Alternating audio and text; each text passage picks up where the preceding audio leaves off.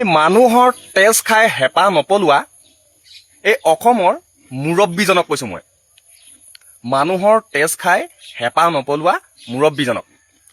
আৰু মানুহৰ জীৱনক লৈ আপুনি কিমান হেতালি খেলিব আৰু কিমান হেতালি খেলিব? খেলি থাকক আপুনি। খুব ভাল কাম কৰিছে। আপোনাক আমিহে এনেকৈ মুখেৰে কথা কৈ আপোনাক যি টি কৈ আছোঁ যে এইটো নকৰিব, সেইটো কৰিলে এনেকুৱা হ'ব, এইটো কৰিলে এনেকুৱা হ'ব। কিন্তু আপোনাৰ ইচ্ছাকৃতভাৱে প্ৰতিটো কাম আপুনি নিজৰ মতে আপুনি কৰি যাবলৈ বিচাৰে। নিজৰ মতে আপুনি কৰিবলৈ বিচাৰে চব। বাৰু ঠিক আছে, আপুনি নিজৰ মতে কৰক, সদায় ভালটো চিন্তা কৰক। শিৱসাগৰখন টচ নচ কৰি দিলে, শিল কয়লা খানি খানি। তাত কত জীয়া সপোন তাত ধূলিচাত হৈ গ'লনে? আৰু 20 বছৰলৈকে সেইখিনি মানুহে উধাৰিবও নোৱাৰে। কত নিৰীহ মানুহ তাত পানীত ডুব গৈ কিমান কষ্ট, হাবু ডুবু খাই তেনেকেই মৃত্যু হ'ল। কোনোবা বোকাত সোমাই গ'ল কেনেকুৱাকে, কিমান কষ্টত সেইখিনি মানুহ হ'ল। এতিয়া কি কৰিলে, সেই দুখখিনি মাৰ যাওঁতেই আকৌ কি কৰিলে, এইবাৰ জীৱ জন্তুৰ তেজ খাবলৈ আহিলে। এইবাৰ জীৱ জন্তুৰ তেজ খাব। মানুহৰ তেজ খাই হেঁপাহ নপলালে, পেট নভৰিলে, এইবাৰ জীৱ জন্তুৰ তেজ খাব লাগিব। গতিকেলৈ এই আমাৰ কাজিৰঙাখন ধ্বংস কৰিব লাগে।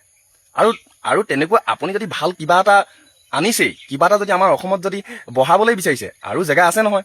এই কাজিৰঙাখন বহু পুৰণিৰ এখন অভয়াৰণ্য। ইয়াত বহু দূৰ দূৰণিৰ পৰ্যটক আহি, কিন্তু আপোনাক সুধি পেলাই পৰ্যটক ইয়ালৈ এই কাজিৰঙাখন চাবলৈ নাই অহা।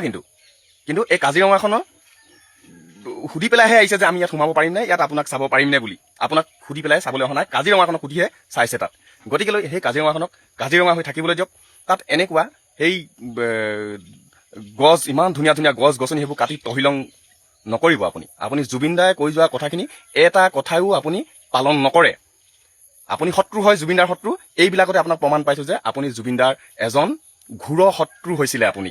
এতিয়া আপোনাৰ প্ৰতিটো খোজে পলে অনুপলে আপোনাক প্ৰমাণিত হৈছে, বা অসমৰ জনগণে আপোনাক চিনি পাইছে। জুবিন দাৰ কথা মতে আপুনি একোৱে কৰা নাই, কৰিব নালাগে বাৰু, আপোনাৰ নিজৰ মতেই কৰক। কিন্তু জুবিন দাই কৈ যোৱা কথাখিনি এটা দুটা তিনিটা তেনেকুৱাকে আপুনি পালন কৰিব লাগিব, সমস্তখিনি নকৰিলেও। গম পায়নে? আজি কোনোবাই যদি বন্য হস্তি এটা কিবা এটা যদি আপোনাৰ কোনোবা এটা পশু পক্ষী এটা যদি কোনোবাই যদি বধ কৰে, তাক লগে লগে কোনোবাই যদি ফটোকপি কেনেবাকৈ পায়, আপুনি লগে লগে সেইজন মানুহক কৰায়ত্ব কৰি পেলাই জেলত ভৰাই। আজি কোনোবা ভাল গছ এজোপা কাটি পেলাই ক'ৰবাত বিকি পেলাই ঘৰ দুৱাৰ দৰ্জা খিৰিকি বনাবৰ কাৰণে গছ এজোপা কাটি যদি বিকে, সেইটো মানুহকো আপুনি জেলত ভৰুৱায়। তেনেহ'লে আপুনি যে এতিয়া যদি কাজিৰঙাখন কাটে, আপুনি জেলত সোমাব নাই? কাজিৰঙাখন যদি চফা কৰে, আপুনি জেলত সোমাবনে নাই? আপুনি জেলত সোমাব লাগিব। কাৰণ আপুনি প্ৰকৃতি ধ্বংস কৰিব নোৱাৰিব নহয়।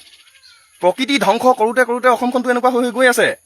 চবৰে তেজ হুপি হুপি খাই আছে। আপুনি কাইলৈ টকা মানুহ আহি ইয়াত ক'ৰবাত গুচি যাবগৈ, পলাই যাব ইয়াৰ পৰা। ইয়াত যেতিয়া এনেকুৱা প্ৰকৃতিয়ে একদম তাণ্ডৱ চলাব, পলাই দিব আপোনালোকে তালৈ, ক'ৰবাত বাহিৰত গৈ পেলাই থাকিবগৈ। আমি ক'ত যাম? আমাৰ বাছৰ ভাড়াই নাই, বাছত উঠিবলৈ আমাৰ টকা নাই। আমি প্লেনত উঠাৰ যোগ্য হ'ম জানো? নহ'ম নহয়। গতিকেলৈ যি কাম কৰিবলৈ আছে সমাজৰ কাৰণে কাম কৰক, ভাল কাম কৰক, ভাল লাগিব। এইবিলাক কাম নকৰিব। এইবিলাক কাম কৰাটো আপোনাৰ গ্ৰহণযোগ্য নহয় বুলি ভাবোঁ। একদম বেয়া পাইছোঁ। সদায় আপুনি ভাল কাম কৰক, ভাল লাগিব। আপোনাক সদায় ভগৱান ঈশ্বৰৰ দৰে আপোনাক প্ৰাৰ্থনা কৰিম। আজি জুবিন দাক যেনেকৈ আমি প্ৰতিটো খোজে খোজে আমি কেতিয়াবা ক'ৰবালৈ ওলাই গ'লেও আমি জয় জুবিন দা বুলি কওঁ, গম পায়নে? তেতিয়া আপোনাৰ নামো আমি শংকৰ গুৰু, মাধৱ গুৰু, এই দুজন গুৰুক আমি চিনি পাওঁ। গতিকেলৈ আপোনাক মাধৱ গুৰু বুলি ভাবিম আৰু জুবিন দাক আমি শংকৰ গুৰু বুলি ভাবিম। গতিকেলৈ এইবিলাক কাম নকৰিব। আপোনাক মোৰ ফালৰ পৰা মই অনুৰোধ জনাইছোঁ যাতে এইটো কাম কেতিয়াও নহওক, সদায় ভাল হওক, আৰু আমাৰ জনসাধাৰণৰ কাৰণে সদায় ভাল কাম কৰি যাওক।